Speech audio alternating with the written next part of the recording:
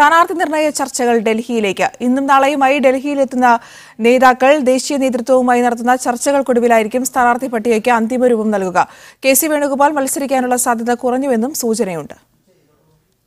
KPCC president Mullappally Ramachandran ഇന്ന് വൈകുന്നേരത്തോടെ ഡൽഹിയിലെത്തും. രമേശ് ചെന്നിത്തലയും ഉമ്മൻചാണ്ടിയും നാളെയാണ് എത്തുക. മുൻ KPCC പ്രസിഡന്റുമാരെയും VD സതീഷിനെയും ചർച്ചകൾക്കായി ഡൽഹിയിലേക്ക് വിളിപ്പിച്ചിട്ടുണ്ട്.